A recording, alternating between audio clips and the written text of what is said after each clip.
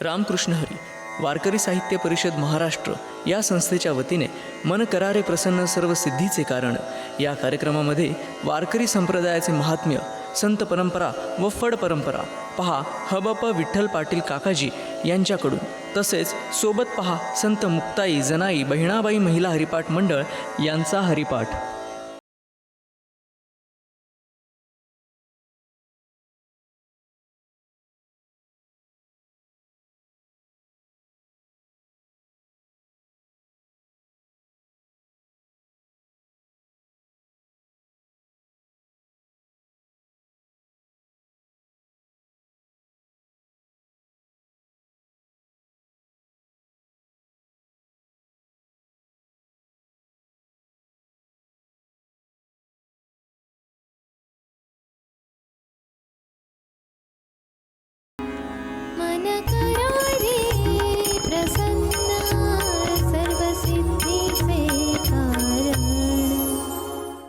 मस्तके पायावरील सर्व वारकरी संतांच्या आज वारकरी साहित्य परिषदेच्या माध्यमातून मन करारे प्रसन्न सर्व सिद्धीचे कारण या भूमिकेतून आपण महाराष्ट्रातीलच नव्हे तर विश्वातील सर्व मराठी बांधवांना वारकरी संप्रदायाच्या संतांचे साहित्य खऱ्या अर्थाने काय आहे, किती त्याचं पावित्र्य आहे, महात्म्य आहे, हे सांगण्यासाठी आपण गावोगावी संत मुक्ताई जनाई महिला हरिपाठ मंडळ स्थापन केले आहेत। त्यांच्यासाठी हे संत साहित्य घेतोय आणि हे घेत असताना आपल्या चालू परंपरेमध्ये आज आपल्यासोबत जगद्गुरु तुकोबाराय यांचे वंशज हरिभक्तपरायण बापूसाहेब महाराज देहूकर, देहू फड परंपरेचे प्रमुख आज आपल्यासोबत बातचीत करणार आहेत। त्यांचं मी पहिल्यांदा हार्दिक स्वागत करतो। अत्यंत विचारवंत, अभ्यासू, नम्र, मृदू भाषेत पण क्रांतिकारी विचार सांगणारे बापूसाहेब महाराज आपल्याकडे आलेले आहेत। तर बापूसाहेब महाराजांना मी विचारू इच्छितो की आज आता खऱ्या अर्थानं आपला विषय असा बापूसाहेब सुरू झालेला आहे की पंढरपुरामध्ये जी फड परंपरा आहे ती नेमकी काय आहे, कशी आहे आणि जगद्गुरु तुकोबारायांच्या वंशजांचा फड आहे, तर त्याबाबत आपण काय सांगाल? कारण फड परंपरेने जोपासलेली पद्धत, शिस्त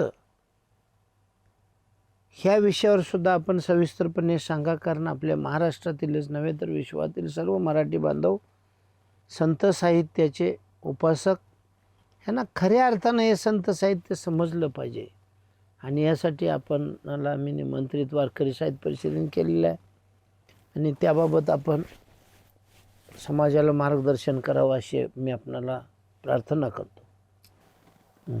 फड परंपरा ही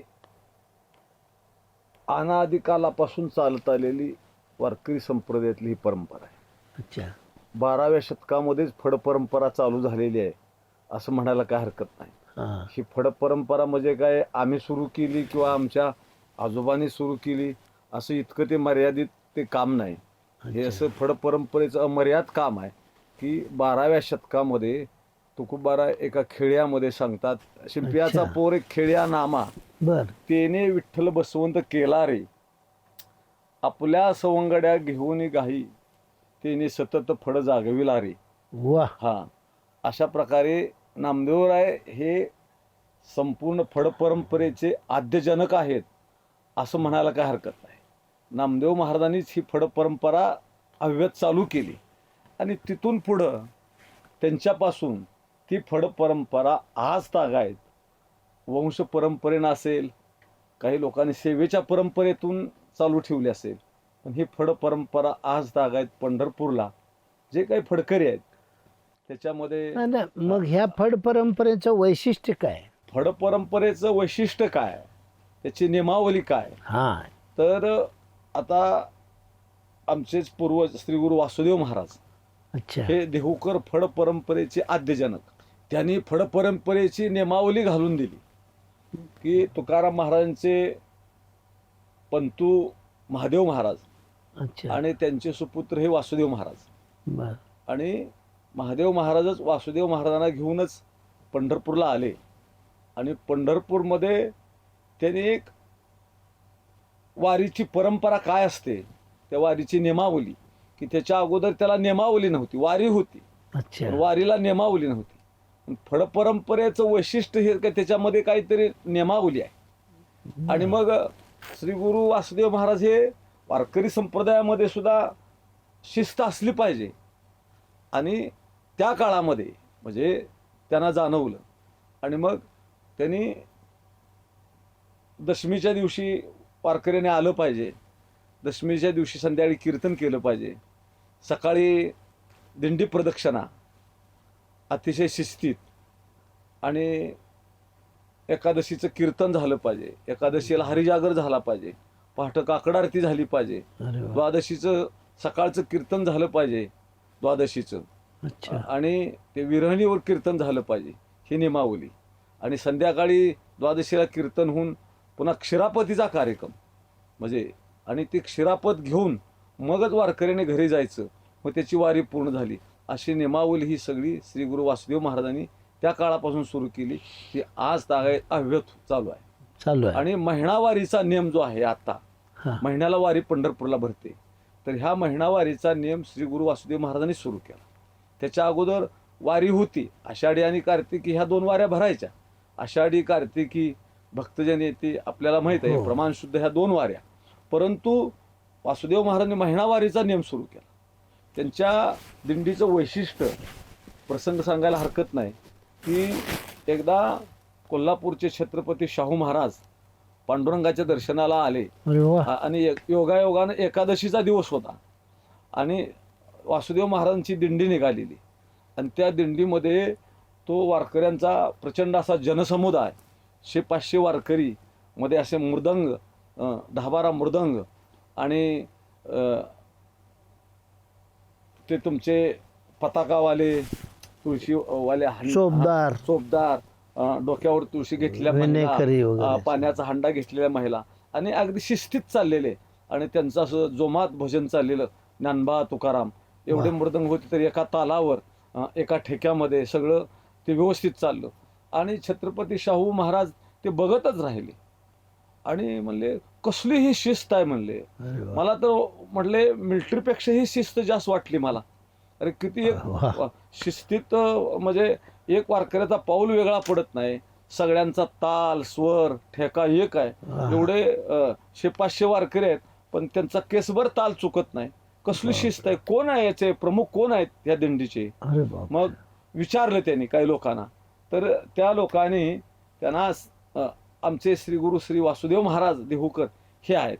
आणि मग छत्रपती शाहू महाराजांनी वासुदेव महाराजांचं दर्शन घेतलं, तिथं जाऊन स्वतः अरे बाप. नमस्कार केला त्यांना दर्शन घेऊन असा. आणि आपण प्रमुख आहात म्हणले, मी सेवक आहे म्हटले.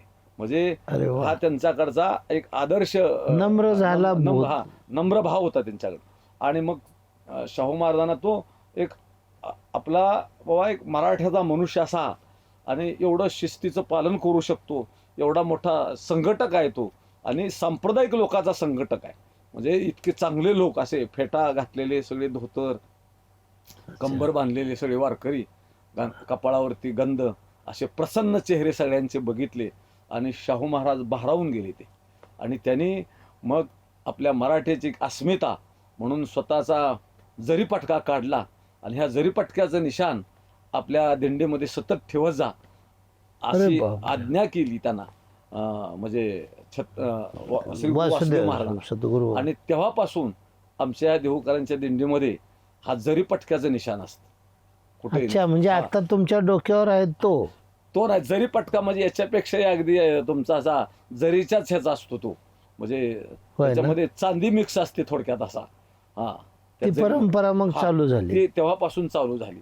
मग आता ही परंपरा चालू झाली. वासुदेव महाराजांनी त्याला दशमी, एकादशी, द्वादशी शिस्त आणली. हो हो हो नामदेवरायांनी फडपरंपरा सुरू केली, वासुदेव महाराजांनी त्याला शिस्त आणली. अगदी अगदी हा. पण मला असं म्हणायचं आहे, आपले जे गावोगावी फडपरंपरेचे पाईक आहेत, होय होय वारकरी संप्रदाय एक जीवन पद्धती आहे, अगदी. तर ते पाईक जे आहेत हा त्यांना आपण काय शिस्त, कारण तुकोबारायांनी अंधश्रद्धेवर मोठा प्रहार केलेला आहे, अगदी. त्यामुळे अंधश्रद्धा वगळून भक्ती हा. आणि कर्म हा. असं वारकरी संप्रदाय सांगतो म्हणतात. तर मग त्यासाठी तुमचे काय त्यांच्यासाठी नियम असतात? गावोगाव आमच्या फडावरती कमी जास्त श्री गुरु जयराम महाराजांनी आमचा हा स्वतंत्र फड स्थापन केला. वासुदेव महाराजांच्या पासून आमचा एकत्रच फड होता. त्यानंतर कालांतरानं की थोडक्यात काय सांगायला हरकत नाही, एखादं कुटुंब मोठं झालं तर आज जसं डिवायडेशन होतं तसं एकाचे 2 फड होतात. म्हणजे आता आपले पंढरपुरामध्ये देहूकरांचे 2 फड आहेत. हा 2-3 आहेत. आणखी 3चे दुसरे आमच्या विठ्ठल महाराजांचे काही आणखी शाखा झालेल्या आहेत. अच्छा. मग त्याच्यामध्ये तुकाराम महाराजांची 2 मुलं, मग महादेव महाराजांची 1 शाखा आहे. मोठ्या मुलाचं नाव महादेव महाराज. आमचे पूर्वज म्हणजे विठ्ठल महाराज, आम्ही 2 नंबरच्या तुकारामांच्या मुलांचे वंशज आहोत. अरे वा. आणि मग महादेव महाराजांचे जे काही वंशज आहेत ते पण त्यांची फड परंपरा सांभाळतात. आम्ही आमची सांभाळतो फड परंपरा. अजून विठ्ठल महाराजांची एक आमच्यातली शाखा आहे, ते त्यांची फड परंपरा सांभाळतात. असं काय म्हणजे फक्त आमचे सगळे विचार एकच आहेत. फक्त एखादं कुटुंब मोठं झालं तर त्याच्यामध्ये डिवायडेशन जसं होऊ शकतं तसं हे झालेलं आहे. बाकी तशा दुसरं काय- वेगळ्या चुली मांडल्या हा गेल्या. चूल पण म्हणता येणार तुमच्या नाही. हा. पाईक जे आहेत तुमच्या फड परंपरेचे, ज्यांना हो. तुम्ही तुळशी माळ घालता, हो ज्यांना तुम्ही एक हे देता, ती काय शिस्त देता तुम्ही? तर त्याच्यामध्ये आमची पहिली शिस्त त्याला म्हणता येत नाही, पण त्यांना आमची नियमावली अशी असते आणि ते पण इतके म्हणजे असे काटेकोरपणे पाळतात की त्यांच्या जीवनामध्ये मुख्य साधना म्हणजे पंढरपूरची वारी पहिली, की पंढरीची वारी आहे माझी घरी अनेक न करी तीर्थव्रत. वा. म्हणून जो फडाचा पाईक आहे खऱ्या अर्थानं, आता हा माझा मुद्दा लक्षात घ्या, खऱ्या अर्थानं म्हणतोय, तो कधी वारी चुकत नाही. अच्छा. कसलाही प्रसंग असला तर तो वारी सोडून राहत नाही. म्हणजे तुम्हाला खरं वाटणार नाही, पण इतके लोक निष्ठेचे असतात की एक आमच्यात मोहिते महाराज म्हणून होते, ते सांगायचे, म्हणजे दंतकथा नाही हा, तर 2 भाऊ होते आणि काही स्थलांतर एका भावाचं झालं लग्न झाल्यानंतर, पण दोघं, एक मराठवाड्यात एक पश्चिम महाराष्ट्रातला, तो तिकडून यायचा, हा इकडून यायचा धाकटा भाऊ, तो थोरला तिकडून यायचा, दोघांची भेट व्हायची. आणि मग पूर्वीच्या काळामध्ये काही ह्या सुविधा नव्हत्या, फोन वगैरे असं, मग तो आल्यानंतरच दोघांनी मिळून जेवण करायचं, गप्पा छप्पा मारायच्या, वहिनीची तब्येत कशी आहे, मुलं बाळं कशी आहेत, शेतीबाडीचं कसं चाललंय, आणि मग एकाच ठिकाणी बसून जेवायचं. असे बरेच दिवस नियम. मग थोरला भाऊ कालांतरानं काही दिवसांनी एका वारीला आलाच नाही. अरे वा. मग धाकटा भाऊ वाट बघितलं लागला, काहीतरी फरक पडला असेल, वेळेत गाडी मिळाली नसेल, काही त्याला लवकर जमल, आत्ता येईल मग येईल, तर तो आलाच नाही. संध्याकाळी 7 वाजले. मग 7 वाजले, कीर्तन उभं राहिलं, काही लक्षच लागलं त्याचं कुठं, माझा भाऊ का आला नाही, भाऊ का आला नाही. आणि मग कीर्तन संपलं, आरती झाली आणि सगळे लोक घाटावरून वरती निघाले. 8 महिने आमची सेवा खाली असतात आणि चंद्रभागेच्या वाळवंटामध्ये, आणि सगळे वरती निघाले आणि हा एकटाच आंघोळीला निघाला. त्याच्या जोडीदाराने विचारलं कुठं निघाला, तर म्हटलं मी आंघोळीला निघालोय. म्हणजे कसली आंघोळ, माझा भाऊ गेला म्हणला थोरला, तुला निरोप नाही. अरे ज्या अर्थी आला नाही तो अर्थी गेला 100%, तो तसा राहणारच नाही म्हणला, जाऊन आंघोळ करून आला. म्हणजे अरे असं अगोदर बोलू नको, असं बोलू नको, तुला नियम कुणी निरोप दिला का, निरोप नसू दे म्हटला. आणि आंघोळ करून आला. तो आंघोळ करून आला आणि सकाळी 10 वाजता गावाकडून लोक आले आणि त्यांनी निरोप दिला, अरे तुझे दादा कालच 4 वाजता गेले, फक्त 2च दिवस आजारी पडले होते.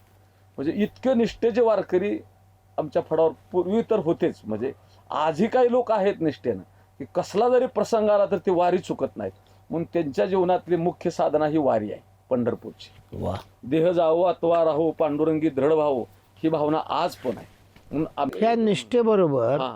आपण त्यांना काय शिस्त देता काय? म्हणजे शिस्त अशी जीवन आहे, जीवन ऐका की हे पहा, जीवन पद्धती हो आणि सामाजिक भान हो ह्या विषयावर काय शिस्त देता? आता आम्ही तर ते शिस्त देण्यापेक्षा ते आमच्याकडून ती शिस्त आपोआप घेतातच, म्हणजे द्यायची सुद्धा गरज नाही काय लोकांना. म्हणून ते सांगतात आम्ही अमक्याच्या फडावरती आहे. फडावरती आहे म्हटलं का बाकीचा कीर्तनकार सुद्धा त्याला थोडा घाबरतोच, कारण त्याला एक वळण आहे, हां त्याला एक शिस्त आहे. म्हणजे तो पायी इथं असला ना, तो एक शिस्तच आहे, त्याला वळणच आहे, त्याला काही सांगावं लागत नाही. तो अंधश्रद्धेच्या कधी आहारी पडत नाही. म्हणजे आमचा वारकरी आहे. हां नाही म्हणजे काय झालं आता समाजामध्ये थोडंसं वारकरी संप्रदाय म्हणजे चुनाट असे थोडेसे अशा टाईप त्यांच्याकडे बघितलं जातं की अशिक्षित, यांना काम नाही धंदा, असं काही अतिशाने जे पुस्तक पंडित आहेत, बरोबर, अक्षर ओळख झालेले, आहे. विषयाची ओळख झालेली, परंतु समाजामध्ये जसं पूर्वी खादी घातलेला माणूस म्हणजे देशभक्त, देशाच्या स्वातंत्र्यासाठी लढणारा, मरणारा, जगणारा, तसं वारकरी संप्रदायाचा पाईक म्हणजे एक, आणि त्यात फड परंपरेच्या शिस्तीचा म्हणजे तो सामाजिक भान, त्याचं जगणं, वागणं, समाजाभिमुख जगणं, किंवा इतर जे काय सामुदायिक विषय असतात, स्वच्छता असेल किंवा अजून काय जबाबदारीने जगणं असेल, तर त्यामध्ये आपण त्यांना निर्व्यसनी तर असतातच, असता प्रश्नच नाही. पण त्याबाबत त्यांना काय अशा तुम्ही सूचना देता का माळ घालताना? किंवा माळ घालताना तर ठराविक सूचना ह्या आपण देतोच त्यांना, की बाबा तू कंपल्सरी वारी केली पाहिजे. पहिली सूचना, हां एकादशीचा उपवास केला पाहिजे, दारू मटण काही घ्यायचं नाही, ही नियमावली तर आहेच रीतसर आता सध्या. आणि वारकरी संप्रदायामध्ये आपल्या कोणते उपवास केले पाहिजेत आणि आपली खऱ्या अर्थानं कोणची देवता आहे. हां पण हे सगळं सांगत असताना मला असं विचारायचं आहे बाप महाराज, बोला. की ते फड परंपरेचे जे पाईक आहेत, निष्ठेचे आहेत, ताकदीचे आहेत, आता आपण सांगितलं, हो परंतु ते त्यांच्या मुलांना, शिकलेल्या मुलींना, नातवंडांना पारायण असेल गाथेचं, ज्ञानेश्वरीचं, बरोबर. किंवा त्यांच्यावर ते संस्कार अगदी गर्भाशयापासून बरोबर. करतात काय? कारण बऱ्याच प्रमाणात आता वारकरी संप्रदायाचे जे पाईक आहेत त्यांची मुलं, त्यांची पुढची पिढी ही बाजूला सरकलेली आहे वारकरी संप्रदायापासून. का बरं असं घडतंय? काय कारण असेल? याच्यावर कधी चिंतन तुम्ही पंढरपूरच्या सर्व फडकरी बांधवांच्यात झाली काय? त्याचं एक आहे काकाजी, आता बरं का, ही मुलं त्या कुटुंबामध्ये जी लहानाची मोठी होतात बरं का, समजा शिक्षणामुळं बाहेर पडले असतील, म्हणून ह्याला मी असं म्हणेन की नियमाला अपवाद असतो, माझं मुद्दा लक्षात घ्या. पण शक्यतो अपवाद म्हणून एखाद्या कुटुंबात असं घडत असेल, पण आमच्या माहितीप्रमाणे, आमच्या अभ्यासानं आम्हाला तर असं वाटतं की जो ह्या वारकरी संप्रदायामध्ये आहे, आचार विचारानं संपन्न झालेला आहे, त्याची मुलं शक्यतो बाहेर जात नाहीत. हे अनुभव आहे आमचा. आता हे बघा, नियम आहे, नियमाला अपवाद असतो. एखादं कुटुंबातला एखादा मुलगा संगतीनं तुम्ही म्हणता तसं गेला पण असेल बाहेर, मी असं म्हणणार नाही, परंतु आमच्यामध्ये शक्यतो प्रमाण असं चांगलं आहे की तू किती जरी शिकला तर गळ्यातली माळ काढत नाही, तो इंजिनियर. आता आमच्यात आमचे पूर्वीचे विनेकरी आहेत, त्यांची मुलं इंजिनियर वगैरे झालेली आहेत, बाहेर पडलेत, पण त्यांच्या गळ्यामध्ये माळ आहे. समजा त्यांना भजन येत नसलं तर ती वारीला पण येतात, एखाद्या सत्कर्मात सहकार्य करतात. म्हणजे असं बहुतांश पाहायला मिळतं. तुम्ही म्हणता तो मुद्दा मी काही चुकीचा आहे असं म्हणत नाही, परंतु नियमाला अपवाद आहे. आणि तसं जरी घडत असेल तरी थोडंसं याला आत्मचिंतन करण्याची गरज आहे, हे पण मी सांगेल. आपण आलात आणि अत्यंत उत्कृष्टपणे देहूकर फड परंपरेची भूमिका सांगितलीत, त्याबद्दल धन्यवाद. रामकृष्ण हरी. आता आपण पाहिली ही चर्चा. आता आमच्या भगिनींच्या महिला हरिपाठ मंडळ, जिथं गाव तिथं महिला संत मुक्ताई जनाई महिला हरिपाठ मंडळ, व गाव वार्ड तिथे संत मुक्ताई जनाई महिला हरिपाठ मंडळ, हेही आम्ही आपल्यासोबत आपण बघत आहात. अशा आमच्या क्रांतिकारी माय, माता, माऊली, भगिनी हे मोठ्या प्रमाणात गावोगावी क्रांती करून चांगला समाज निर्माण करण्याचं आणि गर्भाशयापासून संस्कार ज्ञानोबा तुकोबांच्या विचाराचे करण्याचं काम सुरू आहे. पुढील रविवारी आता आपण हीच फड परंपरेची ओळख, संत साहित्याची भूमिका आणि आमच्या भगिनींचा हरिपाठ मंडळ पाहूया पुढील रविवारी. रामकृष्ण हरी.